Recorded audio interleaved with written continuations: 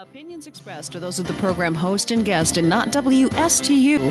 WSTU does not endorse any products mentioned. Any reproduction or retransmission of this broadcast is strictly prohibited without written consent of WSTU. The Treasure Coast longest-running local talk radio show is on the air. The Treasure Coast Forum. Get interested, get educated, get involved, and give us a call with your opinions at 220-9788. And here's your host of the Treasure Coast Forum.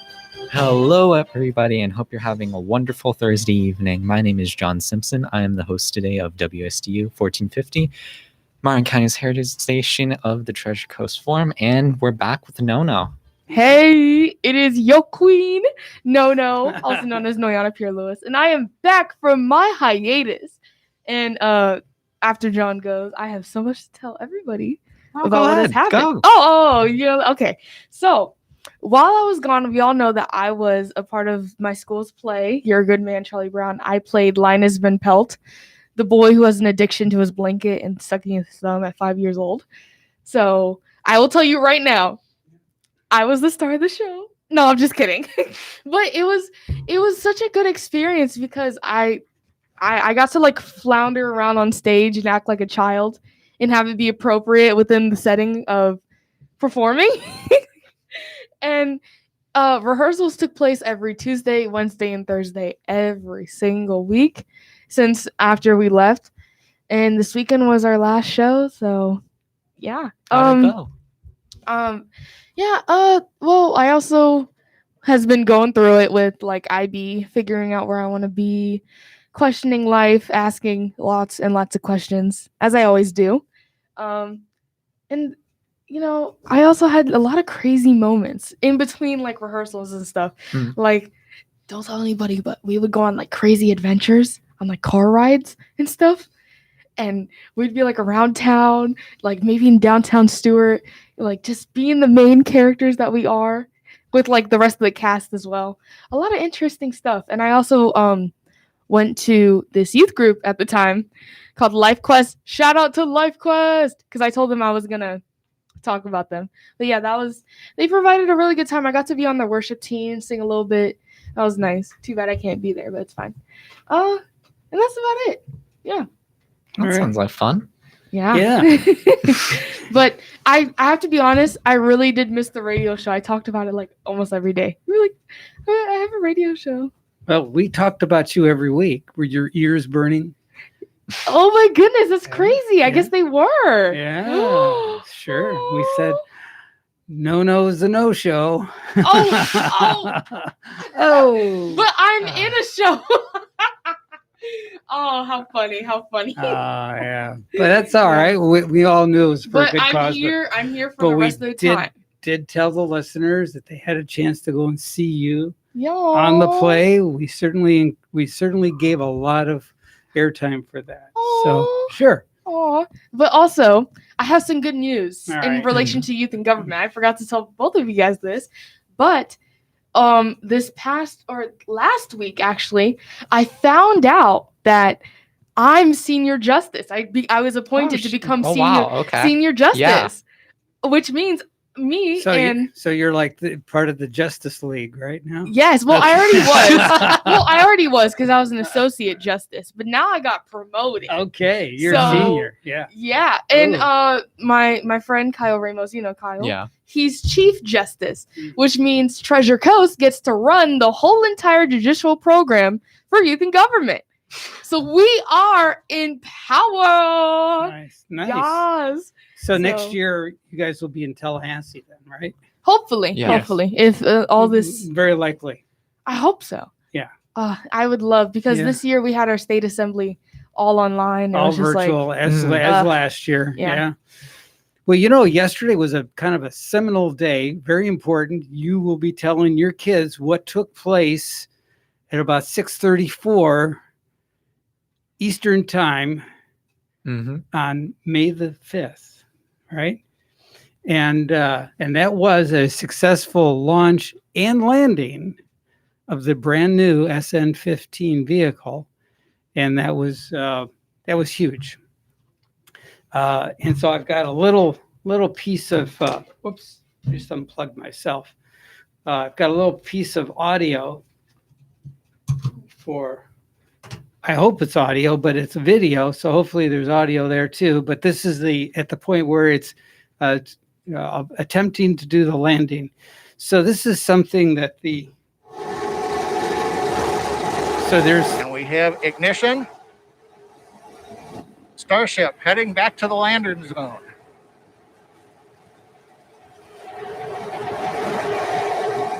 Yeah, you got to see the video to really appreciate this.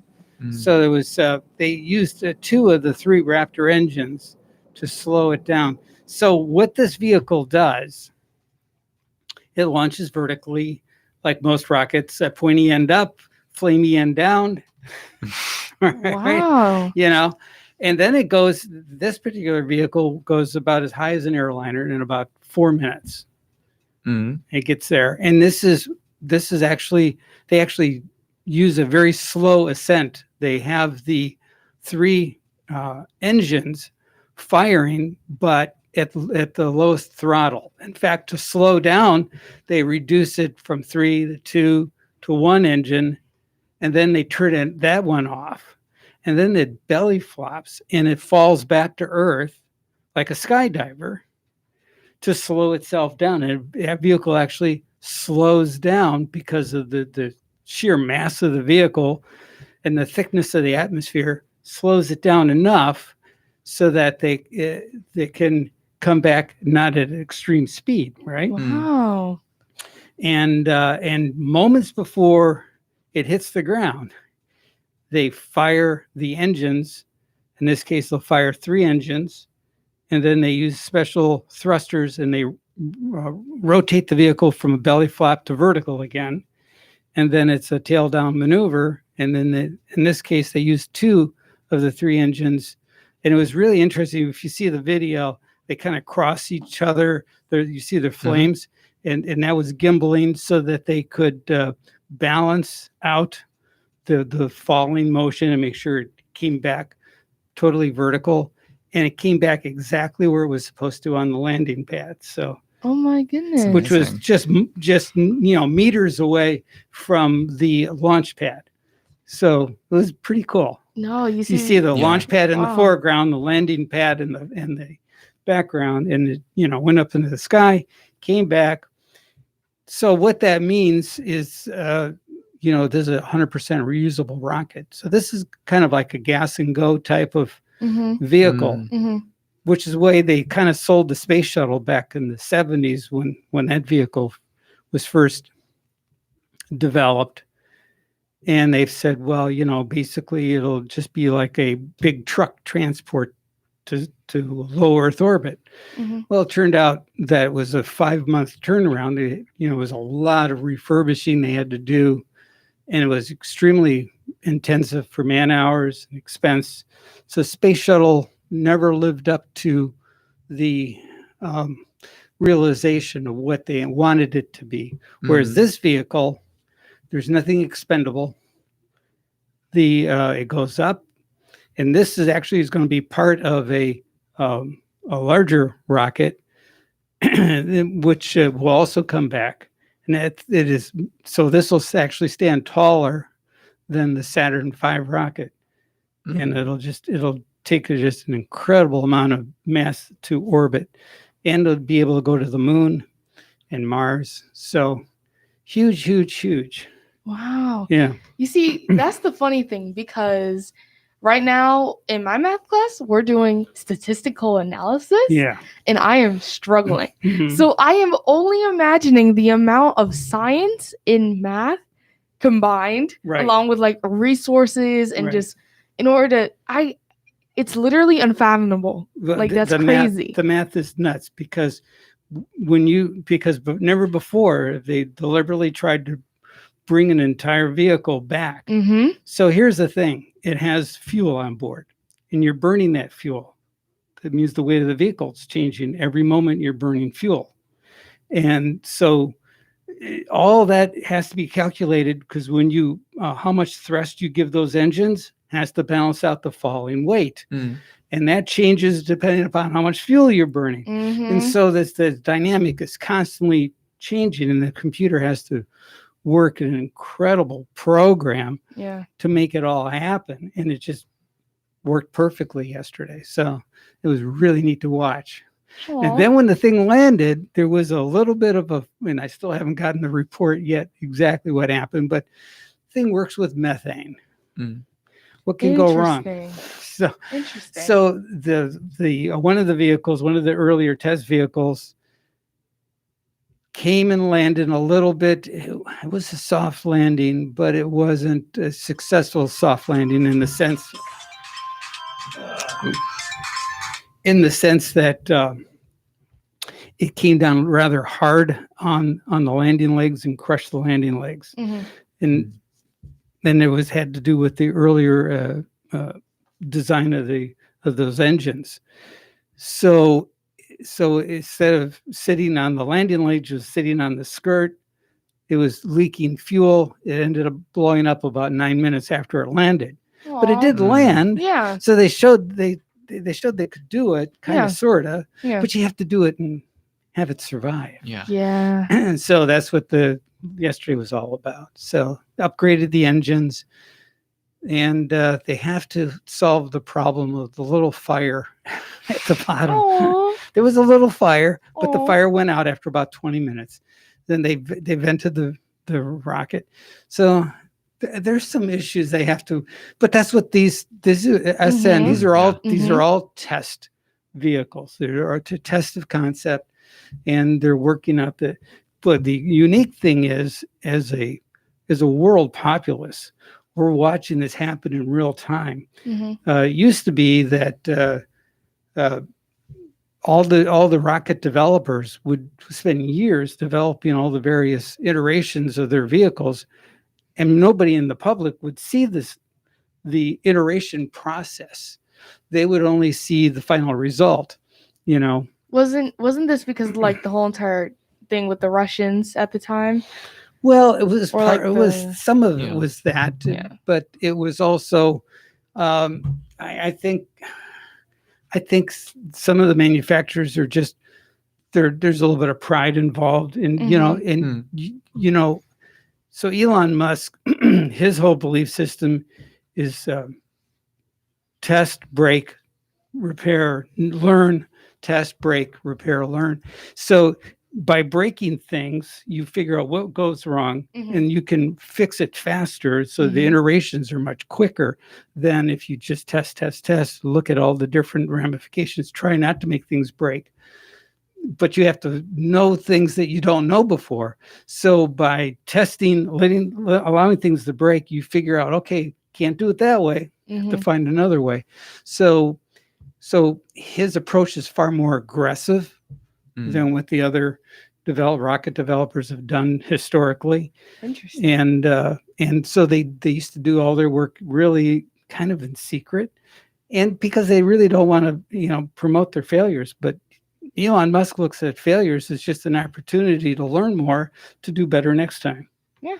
So just an entirely different process. Yeah.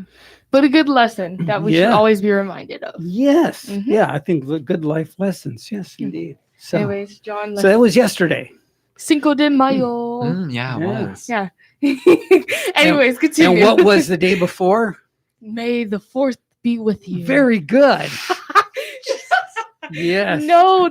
Here, you will not believe this. So Yeah. so we have something called ClassLink that connects us to all of our Oh Google yeah, they devices. did. Yeah. they had a little lightsaber at the end, Mhm. and it transformed into like a star.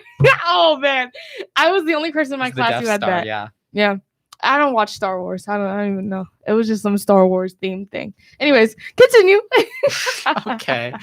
Okay. Let's see what we should start off with. Okay, so I'm guessing we should start off with more of like the bigger news-ish, I guess. Let's go. Okay, so Texas kind of, I believe they completely accepted a permit-free gun carrying, and they're joining like the 4 other states. I believe it was Tennessee, Idaho, and then like 3 others. I don't know. How do you guys feel about that? Because I understand I feel like the culture in Texas kind of permits it, but at the same time, like just judging from my own standpoint, I'm kind of like iffy about it because like it makes sense, but I'm also like So what you just said basically is that Texas is now allowing that people can just have guns without having Yeah, you a don't permit, need a which license means, or training. oh no, let's not do that. Yeah. And it's not the sense of like, oh, America's taking away our guns and everything like that. It's more of, and I know safety is always a thing. It's just safety is Yeah. gotta be the thing. Yeah. It's just because I don't want it to be an argument of taking away like a right to bear arms and etc. like that. But it definitely is the fact that, I mean, doesn't America have like the highest school shootings rate like anywhere Yeah. else? Mm. And situations like that, like, I mean, not to say like me as a teenager can just walk in, but we have to once again be careful and be knowledgeable and just not be that irresponsible, Yeah, I especially as agree. a state, because that also just sets more precedent for the future, right? Mm. So I've talked to some former Martin County High graduates from years ago. Wow. The way back time, Wow. right? And they used to go to school and keep their fishing pole in their locker, and they would have different things but and they'd go shooting, at the, they're like a shooting range, or they'd find a safe place, or go hunting. Mhm.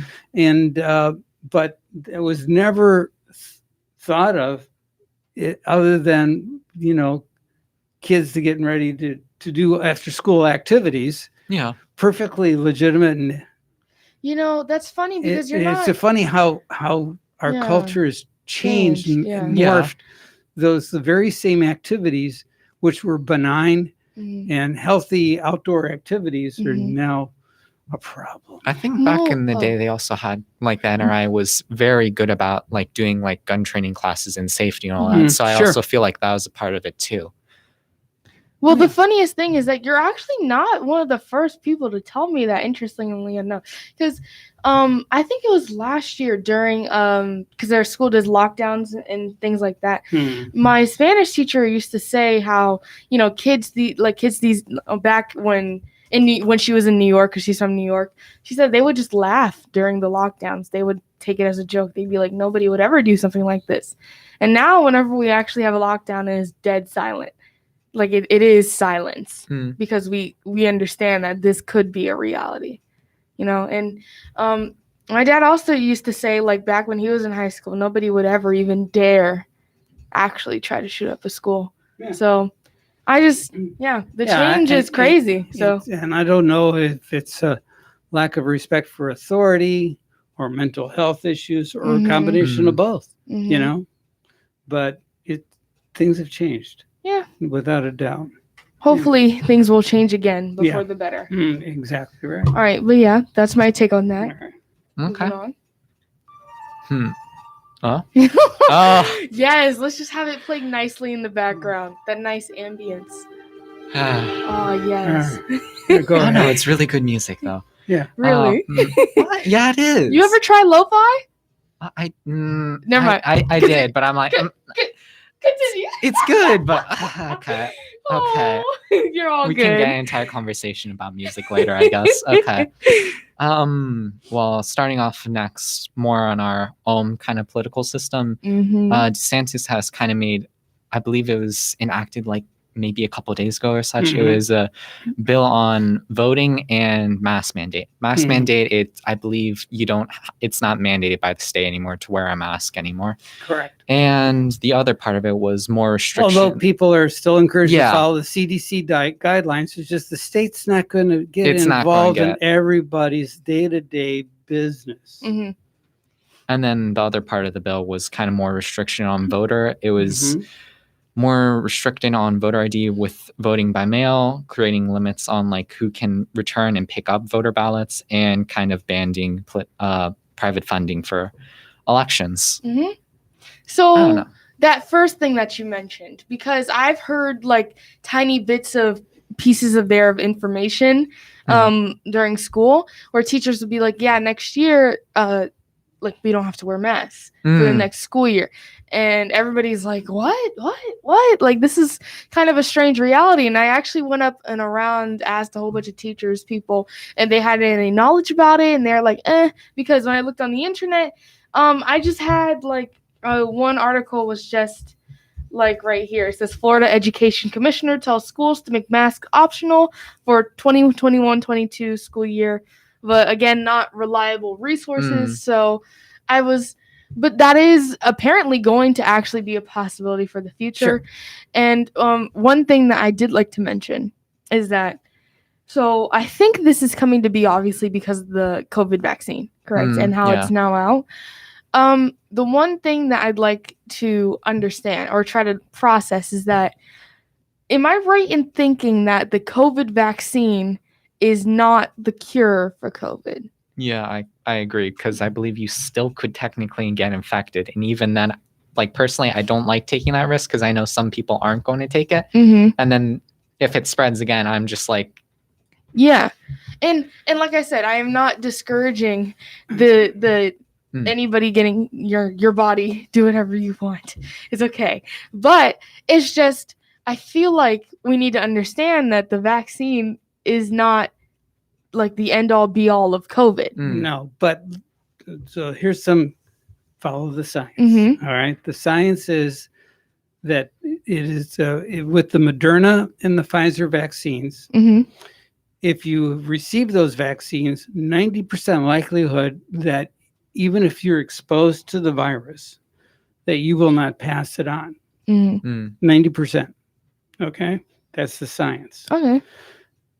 Children, students, likely would not get the virus. If they did, it would be very mild flu-like symptoms. Likely not a big deal. More people die from taking over-the-counter aspirins than have been injured from the vaccine or from COVID, period. So that's the science. And so there's no science to support restricting that. And that what it is really just fear, not based on science. That's true. Me personally, I'm just wondering, when is there going to be a cure so we can actually... There is no cure. Viruses are part of our global makeup. There's germs and viruses. That's part of our normal evolution, and we survive. And that's just the thing. What we need to do through herd immunity to people who are just naturally immune to the virus, people who get the virus, survive it, they're now developed antibodies, they're already immune, right? And then the people who take the vaccine, that helps them. If they do get the virus, they're going to have very mild flu-like symptoms. They're guaranteed not to die. That's a good thing. So that's the purpose of the vaccine. Yeah. It's not a miracle pill in the sense that it, does everything. But what it does do is gives us a chance to develop that herd immunity so that we can get on with our lives. Well, I hope so, because from what I've been seeing and from what I've been hearing, people have seen it as the miracle pill. Right. So, and it is in a sense because what they were able to do in 9 months normally takes years to develop. Yeah. And that was Operation Warp Speed. And they really did get that out presto pronto. And it was developed very well. The problems that they're having in India and other places in the world are because they've been taking vaccines other than the U.S. ones, and they don't have the same efficacy. Effective rate. I also think like some areas it's harder to reach, and then like I believe some of the tribes are more spread out, and it's harder to get everybody to get vaccinated. Right. It's all part of that herd immunity. Yeah, it's kind of like a mouse can slip through the cracks, and it's just like, oh no, there's suddenly an entire swarm. I don't know. Yeah. Oh well, that's our take on that. But now, interestingly enough that you bring up the voting restrictions, because I'm gonna mention later, but I had a substitute. Have to bring that up later after the news break. So we're going to talk about voting when we come back. Yes. May the 4th be with you.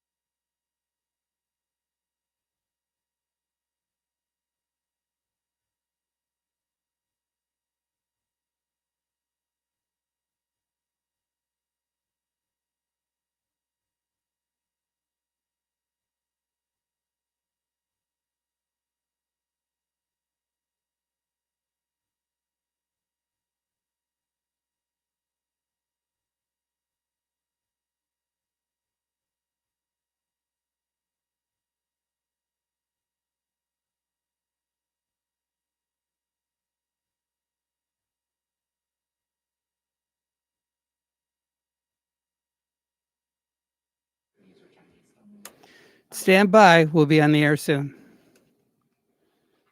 I'm trying to learn Chinese over the summer, and then if I learn Chinese, I should be able to understand. I think kanji. Kanji more so because it's more based with Chinese. Yeah.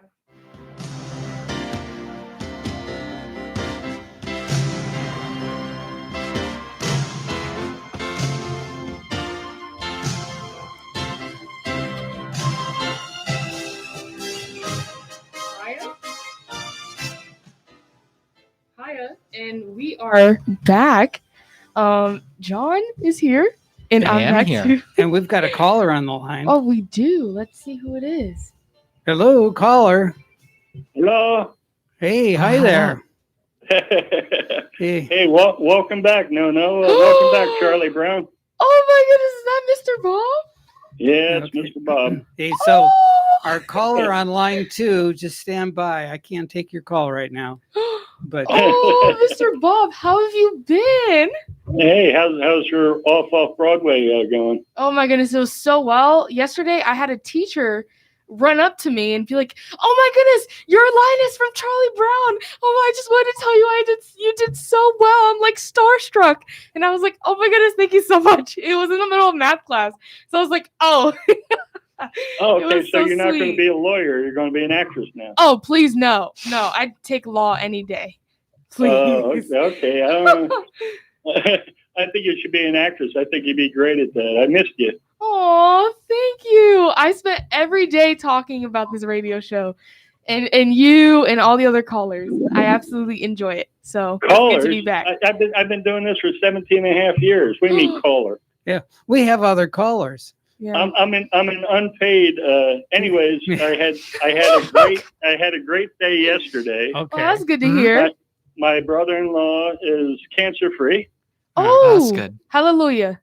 Yeah, and then today we had to put down one of his dogs, Oh, Oh, I apologize. and I went over to the house to put a for sale sign on my work trailer because I'm retired now, and it's full of equipment. It's like a mobile shop for lawn business. mhm. Mhm. And I went to put the sign on there. There's a small problem.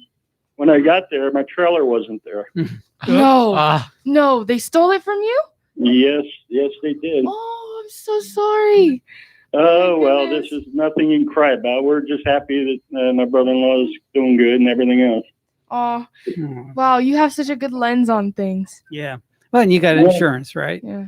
Yeah, and I'm, I just did some heroin, so I'm fine. Oh, actually, I have 2 questions for you really quick. Okay. So, I recently had an interview for a scholarship. Guess what? Hello? Guess what? Can you hear me? Yes, I can hear you. Guess what? What? I got the scholarship. You got a scholarship? A full scholarship? Not a full scholarship, for $10,000 for 4 really? years. To the Barbizon School of Modeling? What? No.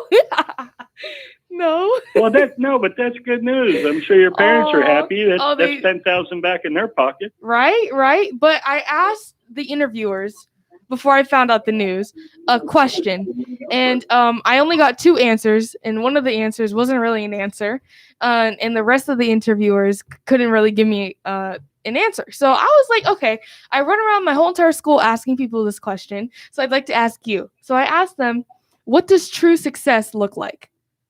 True success looks like happiness. That's what I thought most people would say too. Yeah.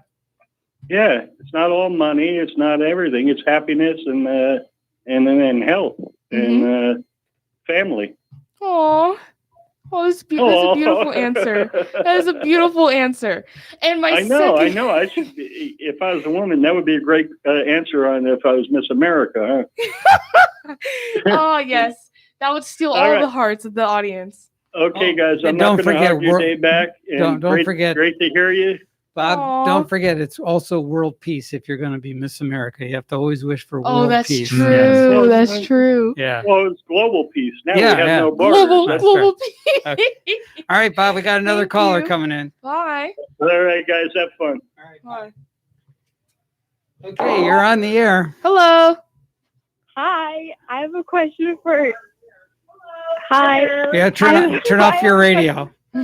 Turn off your radio. Here, Lewis. Hello. Oh, Nora is. okay. Hello. Yeah, you Hi, got I have a question for Juliana Pierre Lewis. Sure. Go ahead. So I have a question about Teachers Appreciation Week and what you plan on doing for your teachers. Wow. Way to spoil my segment on the radio show. Do you have any other questions? Because that question will be answered later on if you stick around. All What right. is Stay tuned. you? What is that? I'm sorry? What is true success to you? True success to me is I don't really know. That's why I asked it. Is it truly Well, that- happiness? You Because- you think of it like and summarize like. Well, the thing is that so like a generic answer that I received was like happiness, correct? Correct. So the thing is that happiness is not a state that is always maintained given life and its ups and downs. And so how can success be something that is not, always maintained? Like success is something that you achieve and it's in your pocket forever, right? Or from most of the responses that I've received. Therefore, it's like, well, if I'm not working for money either, and if happiness is something that can't always be, like I can't always possess as a person or embody, then what is true success? And what does that actually look like? So that's just my thought process behind it. So yeah. I also have another question for you, Juliana. Okay. How long did it take you to memorize the whole entire script for Linus? Not that long. It kind of just came to me. Yeah. I really did not practice outside of school. I'm going to be honest with you. All right. We got All another right, we caller have to coming go. Thank you for calling. Bye-bye. Bye, Juliana. in. All right. You're on the air. Hi. Hi. Hello. Hey, Hi. How are you? Good. My name is Charlie. Hey, Charlie. Uh-huh. Yeah. So anyway, I think that success is different for everybody. Mm-hmm. In other words, every single person has a different level of get up and go, so to Mhm. speak. Yeah. One of the things that I used to literally think and do, because I was a salesman most of my life, Mm-hmm. if you really put forth any amount of effort, you're probably going to outdo every one of your peers. Mhm. Because Wow. most people just coast. Yeah. Wow. Wow. Most people don't really work hard. Wow. That's true. Yeah. I actually Just taught sales at one point. Just too. apply yourself, and yep, you'll always be successful. I'll go with but that. It's just putting forth the Mm. kind of effort Mhm. to be extremely successful takes effort. Mm-hmm. Yeah. And when you reach each plateau, you get like a rush because you succeeded in accomplishing something. Mm-hmm. Yeah. All right. Yep. Oh, You're thank making you. yourself happy, I but you're really making like somebody that else happy answer. too. Yeah. And one of the things you could look up, because you guys love radio, Mm-hmm. is Bob Steele, WDRC AM in Hartford. Okay. He was on air for 50 years, and he used to have the word of the day, and he would, use it in a sentence and everybody. If there's anybody out there that grew up or was in the Hartford area, like in the 50 years, okay, Wow. and I came across him like in '78. Mm-hmm. So Cool. Bob Steele, and I did a section, and I Googled it. Mm-hmm. I work for the Hartford Current, and it's up there. Bob Steele's 50th anniversary section. I go, whoa! Now that was a success that I had. Yeah. Wow. Thank you. I appreciate it. Hey, You thanks see, so that's much. exactly why I asked that question. I always get a different answer sometimes. And it's Thank you Steele, so much. Steele. All right. You know what? Bob Just in Steele. honor of you, I will look it up and I will give a segment on that next I week. think you'll be impressed. The man he arrived there he was involved in boxing at one point. Hmm. But Hartford's interesting. You have the Mark Twain House, Harriet Beecher Stowe right next door. Mm-hmm. Hartford's an interesting city. Not like it used to be, but it's interesting. Well, I will give a full Wonderful segment. show. I will give a full Okay. segment just for you, caller. Thank you so Very- much. I appreciate it. All right. Thank you, Charlie. Thank you. Enjoy the rest Bye-bye. of your week. Bye. Thank you. Bye. All right. Well, John, would you mind if I moved on to my teacher? Pull a rabbit out of my hat. Again? Nothing up my sleeve. Presto! Wrong hat. I take a 7.5. Now here's something we hope you'll really like.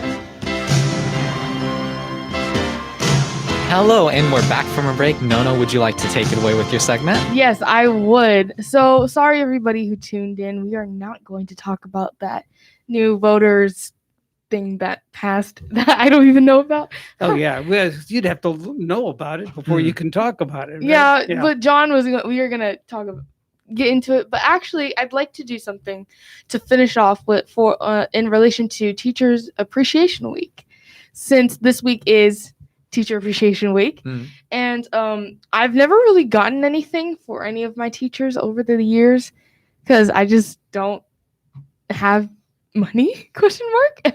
So but I always try to be like a good student and whatnot, but like this week and this year actually made me really realize how the IB teachers, the non-IB teachers, the teachers who truly show that they care for their students are like I am so blessed to have teachers like that in my life. So I asked all of them today at school. I went up to them, I was like, can I please mention you in my radio show? And they're like, yeah, it's fine. So this is just my way of saying thank you and being grateful, since they are adults that have influenced me so positively, especially when in the past, most definitely, I've experienced a lot of negative experiences with teachers.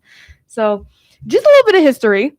National Teacher Day originated as an idea by former First Lady Eleanor Roosevelt in 1953 when she pleaded to Congress that there needed to be a day when teachers were recognized according by like school specialty, which I thought was interesting. I didn't even know that. That's according to USA Today as well. So these are the props that I'm going to give to my teachers who spend a time with me every day for 55 minutes. And classes are a lot smaller now due to like COVID and stuff. So yeah, so the first one is Miss Ballard, my English teacher, who reignited my love for literature and the analysis of an author's attention by the way they carefully craft their works of art. And a fun fact that yesterday I actually took my AP Literature and Composition test, and I was so because we have to write 3 essays in 120 minutes, right?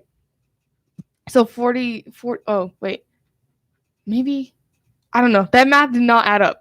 40 minutes per every 3 for 3 essays, okay? Yeah. I got it? Okay, Yeah. okay. Don't worry. Whew. All right. And I was so confident in that response. You're good, mate. You're good. I was so confident in my essay response that I had actually memorized my essay to the point where, like, after the test when we had lunch, I announced my essay so proudly. I was like, I wrote this, and this shows this, which does that. And it was to the point where I was so passionate because, again, like, that was Miss Ballard just coming through me, to the point where another kid from a different table looked at me and went, "What's your name?" I was like, "Why you gotta know?" He goes, "Because I want whatever cocaine you're on." No, I do not do drugs. So I was very like, and I told her that story and she just laughed. Like, it was so funny. And it's so amazing, amazing woman. And the next teacher I have is Miss Baird, who's my biology teacher. And she too she's a queen and she runs her classroom like a dictatorship. If you were in her class, you would understand, but all of us just love it. It's great. It's good. And she always yells at me for being too loud, especially today since classes around us for testing. And every 5 minutes it was like, shh, no, you're too loud. Shh. And I was like, I'm sorry. I'm talking as soft as I can. No. You don't have a soft button. That's the point. And then the next teacher is Miss Pinder, who I think you have, John. She is my anthropology teacher, but I think she's your psych teacher. Yeah, AP Psych. So she is literally my go-to teacher for advice since I have her for circle time. So at our school, we have something called restorative circles, which help us it's like kind of like therapy, but not, since teachers are not licensed in therapy. So yeah. Anyways, Miss Pinder, she's like, she knows psychology and things like that. So I always just ask her, I'm like, this is what happened to me. Can you give me advice, please? Because I really don't know anything. And she takes time to like listen. And the advice she gives is really good. So I just appreciate her for dealing with all my nonsense. And I really love the subject of anthropology. Next year, when you're picking your classes for IB, I recommend you take anthropology because it's really good. So yeah. And my second to last teacher is Ms. Mitchell, who is my theory of knowledge teacher.